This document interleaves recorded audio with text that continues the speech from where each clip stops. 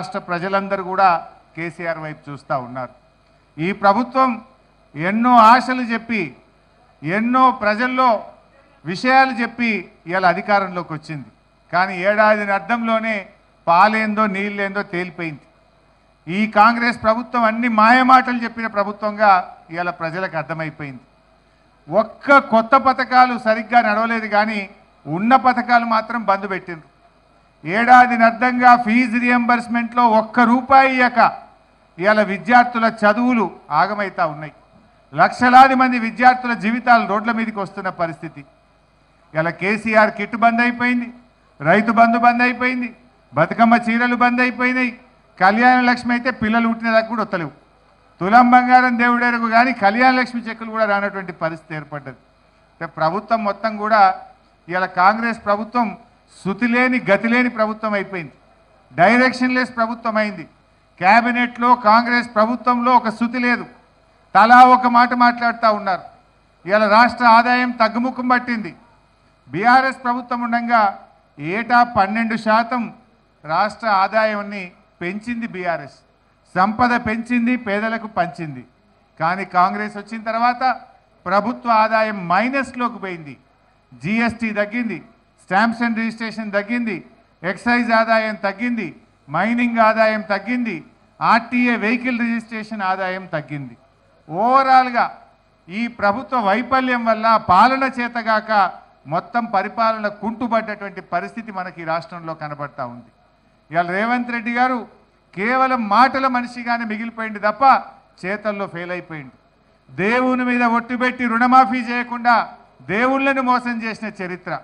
నిండు అసెంబ్లీలో 31 మార్చి 2025 కల్లా రైతులందరికీ రైతు బంధు ఇస్తానని ఇటు అసెంబ్లీని మోసం చేసిండు, అసెంబ్లీని తప్పుదో పట్టించిండు.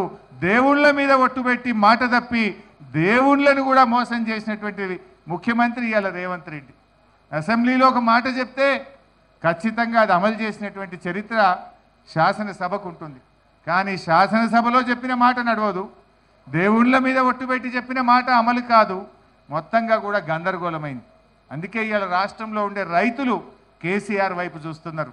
రైతు రాజ్యం అంటే అది బీఆర్ఎస్ ప్రభుత్వమే నిజమైన రైతు రాజ్యం ఇచ్చింది. ఈ రాష్ట్రానికే కాదు దేశానికే మార్గదర్శకంగా రైతుల విషయంలో కేసీఆర్ గారి పాలన ఉంది.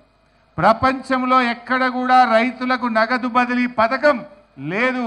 దాన్ని మొట్టమొదలు అందించింది బీఆర్ఎస్ ప్రభుత్వం. బీఆర్ఎస్ను చూసినాకనే కేంద్ర ప్రభుత్వం పిఎం కిసాన్ పెట్టింది.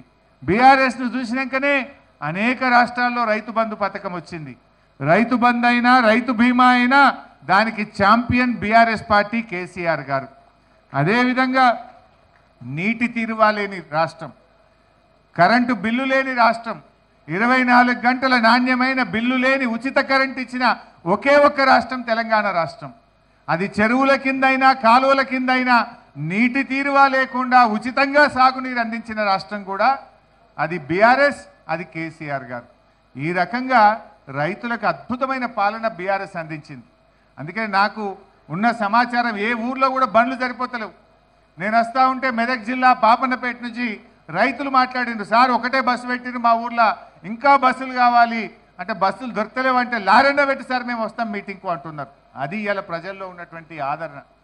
అంటే రైతులకు కాంగ్రెస్ ప్రభుత్వం వచ్చినాక రుణమాఫీ కాలేదు, రైతు బంధు రాలేదు, రైతులకు సాగునీరు కూడా రాని పరిస్థితి. నీళ్లు లేక కాదు, పాలన చేతగాక. దేవాదుల మోటార్లు 45 రోజులు ఆలస్యంగా ప్రారంభం కావడం వల్ల లక్షల ఎకరాల్లో వరంగల్ జిల్లాను పంట నిండబెట్టింది ఇవాళ కాంగ్రెస్ ప్రభుత్వం.